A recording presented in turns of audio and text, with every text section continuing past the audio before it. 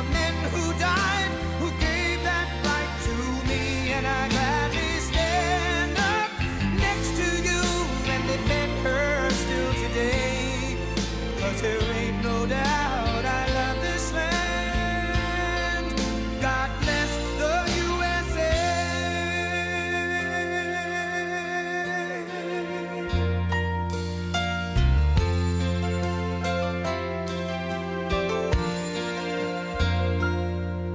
From the lakes of Minnesota to the hills of Tennessee, across the plains of Texas, from sea to shining sea, from Detroit down to Houston and New York to LA, where there's pride in every American heart, and it's time we stand and say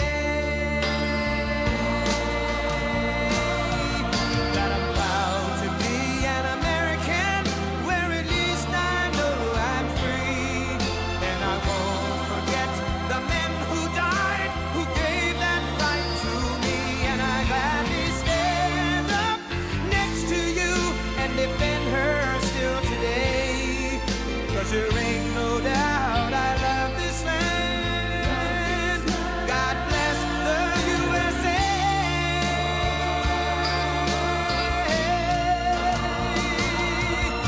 And I'm proud to be an American, where at least I know I'm free, and I won't forget the men who died, who gave that right to me, and I gladly stand up next to you and defend her still today. 'Cause there ain't no doubt I love this land. God bless the USA.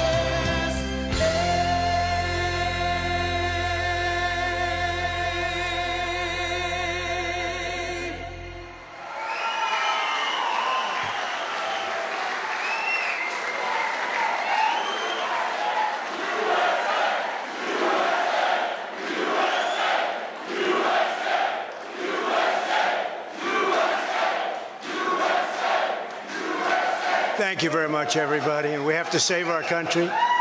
God bless you all. God bless you all. And I never thought anything like this could happen in America. Never thought it could happen. The only crime that I have committed is to fearlessly defend our nation from those who seek to destroy it. From the beginning, the Democrats spied on my campaign. Remember that? They attacked me with an onslaught of fraudulent investigations. Russia, Russia, Russia. Ukraine, Ukraine, Ukraine. Impeachment hoax number one. Impeachment hoax number two. The illegal and unconstitutional raid on Mar-a-Lago, right here. The lying to the FISA courts, the FBI and DOJ relentlessly pursuing Republicans, the unconstitutional changes to election laws by not getting approvals from state legislators, the millions of votes illegally stuffed into ballot boxes and all caught on government cameras, and just recently the FBI and DOJ in collusion with Twitter and Facebook in order not to say anything bad about the Hunter Biden laptop from hell, which exposes the Biden family as criminals and which, according to the pollsters, would have made a 17-point difference in the election result. And we needed a lot less than that, like about 16.9. It would have been in our favor, not my favor, our favor, because our country is going to hell. And we remember the 51 intelligence agents who said Hunter Biden's laptop was Russian disinformation. It didn't exist. It was Russian disinformation. Remember that? And that was all confirmed strongly by the FBI when they all knew that it wasn't Russian disinformation. And so much more. Our elections were like those of a third world country. And now this massive election interference at a scale never seen before in our country, beginning with the radical left, George Soros-backed prosecutor Alvin Bragg of New York, who campaigned on the fact that he would get President Trump. I'm going to get him. I'm going to get him. This is a guy campaigning. He wanted to get President Trump at any cost, and this before he knew anything about me, didn't know a thing about me. He was campaigning. As it turns out, virtually everybody that has looked at this case, including rhinos and even hardcore Democrats, say there is no crime and that it should never have been brought. Never have been brought. Everybody. Even people that aren't big fans have said it. They said this is not the right thing to do.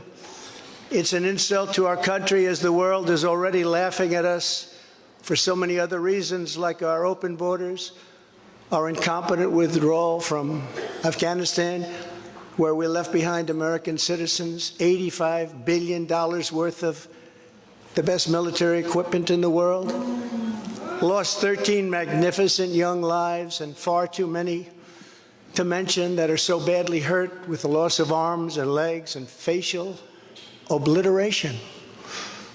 The most embarrassing time in our country's history, in my opinion. Then our give up on energy independence and even energy dominance. We're going to be dominant within 6 months, more than any other nation, ×2. We had this all just 3 years ago. Our raging crime statistics, if you look in Democrat-run cities, numbers the likes of which we have never seen before. The open threats by various countries of the use of nuclear weapons, something never mentioned or discussed by outside nations during the Trump administration, and which could very well lead under the Biden administration's leadership to an all-out nuclear World War III can happen. We're not very far away from it, believe it or not. An economy that has been crippled by the biggest inflation we have seen in more than 60 years, and a military that I used to defeat ISIS in 4 weeks. They said it would take 4 years. 4 weeks. To kill al-Baghdadi and Soleimani, that has now gone woke at the top levels by trying to indoctrinate everyone down to the lowest ranking patriot. But now they have really stepped up their efforts by indicting the 45th President of the United States, who received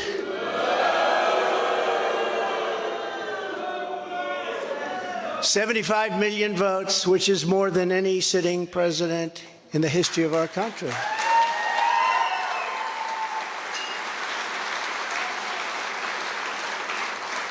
And in the wings, they've got a local racist Democrat district attorney in Atlanta who is doing everything in her power to indict me over an absolutely perfect phone call, even more perfect than the one I made with the president of Ukraine. Remember, I kept saying, that's a perfect call.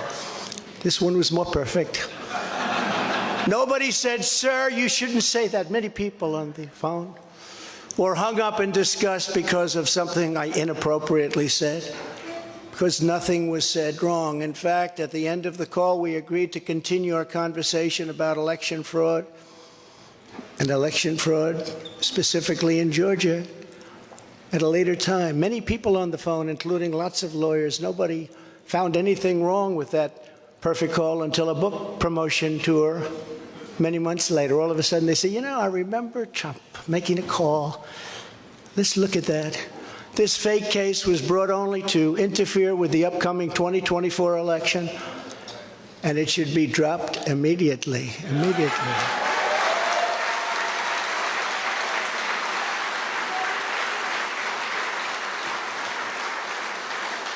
Then you have a radical left lunatic known as a bomb thrower who is harassing hundreds of my people day after day over the boxes hoax. You know, the boxes hoax, as we call it. Just so everyone knows, I come under what's known as the Presidential Records Act, which was designed and approved by Congress long ago just for this reason. Under the Act, I'm supposed to negotiate with NARA, the National Archives and Records Administration, which as of this date is a radical left troublemaking organization that red flags the Constitution of the United States and the Bill of Rights as dangerous and triggering. Can you imagine? This is what we have to deal with. But there is no criminality under the Presidential Records Act. That is not what it's all about. We were negotiating in very good faith, proper way, in order to return some or all of the documents that I openly and in very plain sight brought with me to Mar-a-Lago from our beautiful White House, just as virtually every other president has done in the past. When FBI and DOJ officials with NARA were here, I told my lawyer to show them the very secure storage room in which they were locked. The FBI's sole request in writing was, could you please put another lock on the door? We immediately complied. It's a lot different than the Biden situation, isn't it?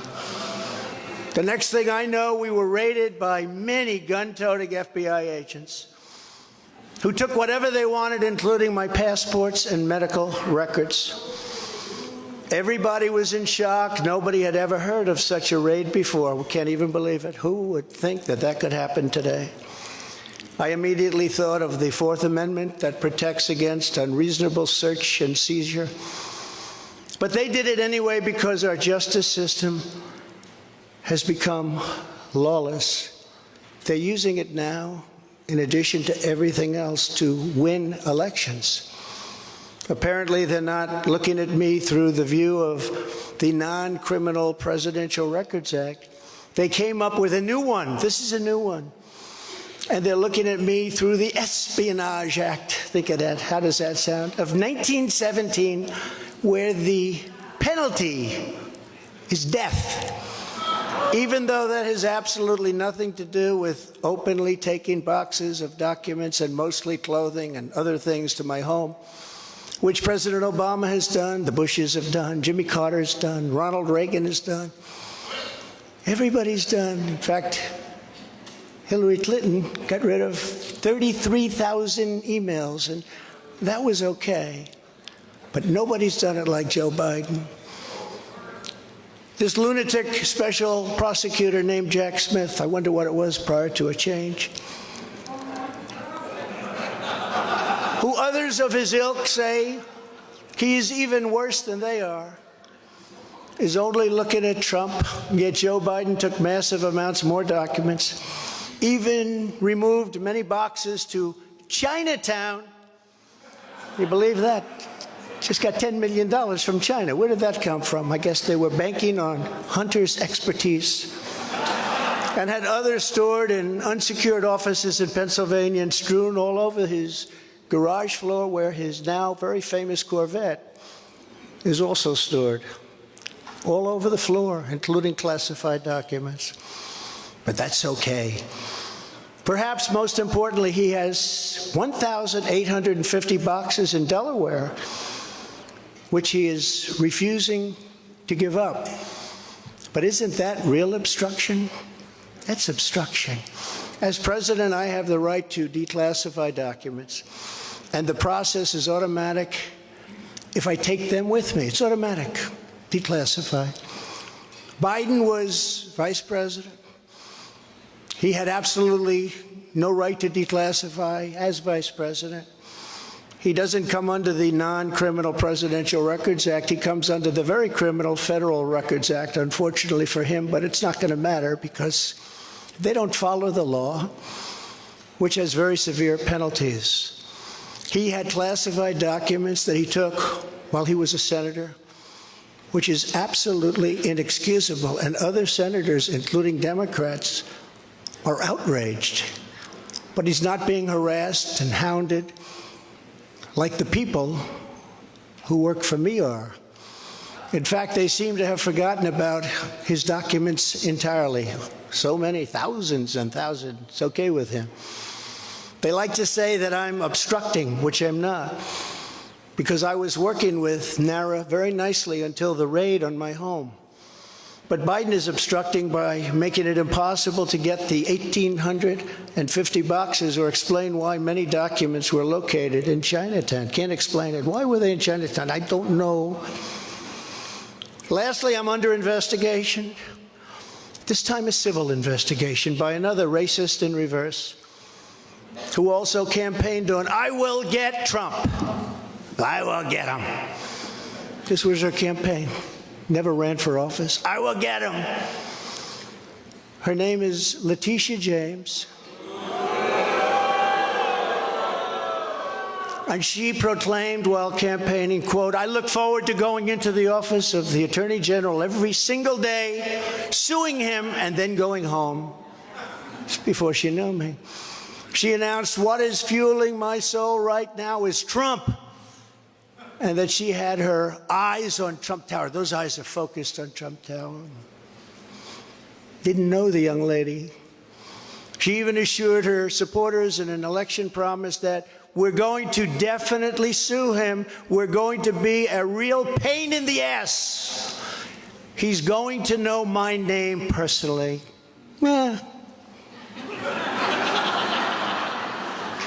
And then she claimed that I was an illegitimate president. Think of that. With all we did on energy, with all we did on the military, on taxes, biggest tax cuts in history, biggest regulation cuts in history, right to try, people able to get drugs now that aren't approved.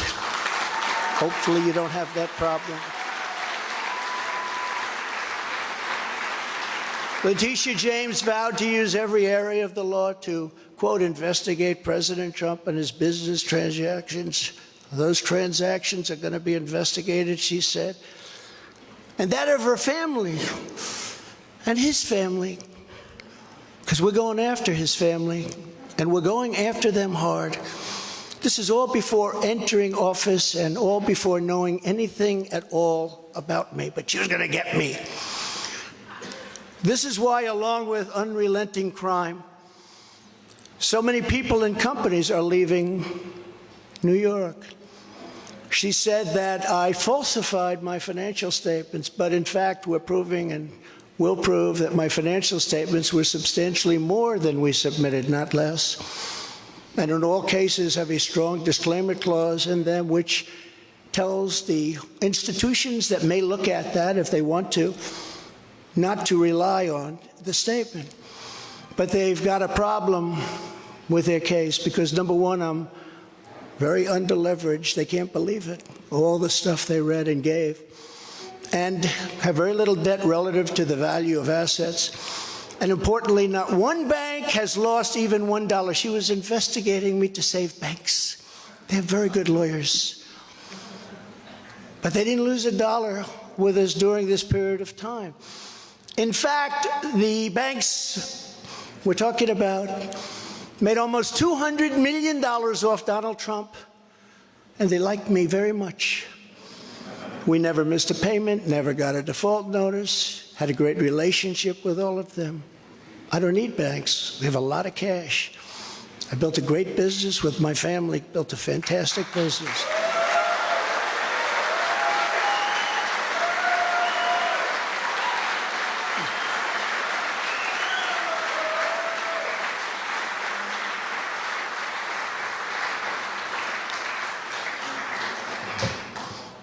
I have a son here who's done a great job, and I have another son here who's done a great job. Tiffany. And Ivanka, and Barron will be great someday. He's tall. He is tall, and he's smart. But I have a great family, and they've done a fantastic job, and we appreciate it very much. They've gone through hell.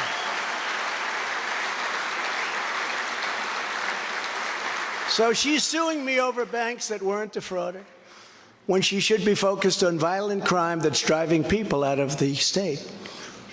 This is a persecution, not an investigation. She's put our family through hell. It's cost hundreds of millions of dollars to defend. But our heads are held very, very high. They want to settle the case, but I want no part of that.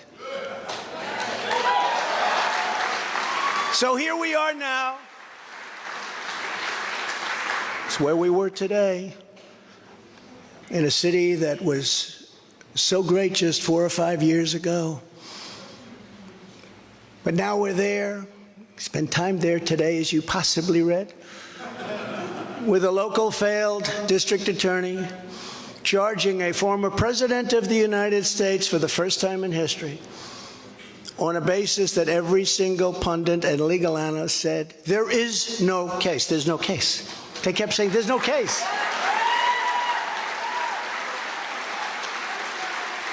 Virtually everyone. But it's far worse than that, because he knew there was no case. That's why last week he delayed for a month and then immediately took that back and threw this ridiculous indictment together. Came out today, everybody said, this is not really an indictment. There's nothing here. My lawyers came to me and they said, there's nothing here. They're not even saying what you did. The criminal is the district attorney because he illegally leaked massive amounts of grand jury information, for which he should be prosecuted, or at a minimum, he should resign. And Alvin Bragg's wife confirmed a report that claimed her husband has Trump nailed on felonies. She has since locked down her Twitter account. His chief prosecutor, who represented the Democrats and crooked Hillary Clinton in a firm run by Chuck Schumer's brother, Robert, he quit the firm in order to go to work in the DA office in order to get Trump. Can you imagine that? Hillary Clinton's lawyer, Democrat firm. Ultimately, he quit as chief prosecutor because Bragg didn't think he had a case. Think of that same guy that brought this ridiculous thing today. Yet during his investigation, this prosecutor named Mark Pomerantz wrote and published a book saying all sorts of privileged things and has been very strongly reprimanded. He was reprimanded so strongly. I've never seen anything like it. That's probably the end of it. But what he did was probably very illegal, but he was very, very strongly reprimanded. Even District Attorney Bragg was furious with him. They were having a tremendous fight in the office because of it. But hope is never lost because various prosecutors in the DA's office also quit because they thought President Trump was being treated very unfairly. How about that? Isn't that great? Oh, I love them. I'd like to meet them. I'd like to meet them. The DA's office even had a web page. Meet the team of executives who have done this to President Trump. That was the title. Isn't that nice? They immediately had to take it down. Meanwhile, overall crime in New York was up 30% last year, much more than that the year before, with felony assaults, robberies, and burglaries all up by massive, massive numbers. Not the same place that I know, not the same place that you know. And this is where we are right now. I have a Trump-hating judge with a Trump-hating wife and family whose daughter worked for Kamala Harris and now receives money from the Biden-Harris campaign, and a lot of it. We recently had another trial, and the same judge told the fine man who worked for me for many, many years that if you admit your guilt, you will be in jail for 90 days. But if you don't, if we go through a trial and you're found guilty, you're going away for 10 years and maybe longer, which for a 75-year-old man with a great family really means life. What the prosecutors and judge did to that man, I will never forget, because it's right out of the old Soviet Union. That's where we are. They said, you say anything about Trump, meaning that's bad, and you won't even have to serve the 90 days. You'll walk free. And they say that to many of my employees We have this Jack Smith lunatic threatening people every single day through his representatives. They're threatening jail terms.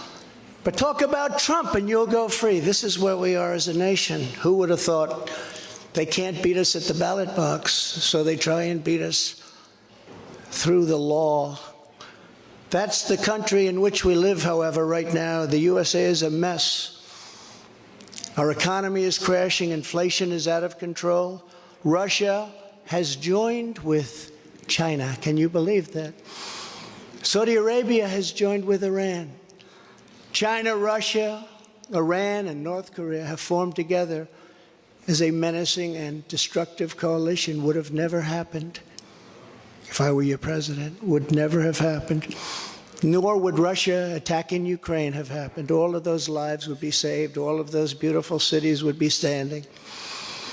Our currency is crashing and will soon no longer be the world standard, which will be our greatest defeat, frankly, in 200 years. There will be no defeat like that.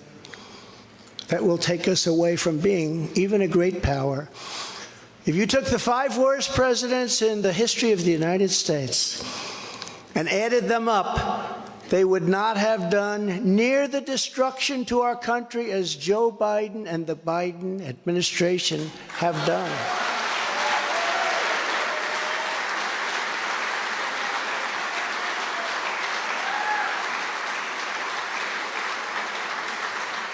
Incredibly, we are now a failing nation.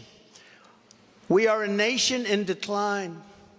And now these radical left lunatics want to interfere with our elections by using law enforcement. We can't let that happen.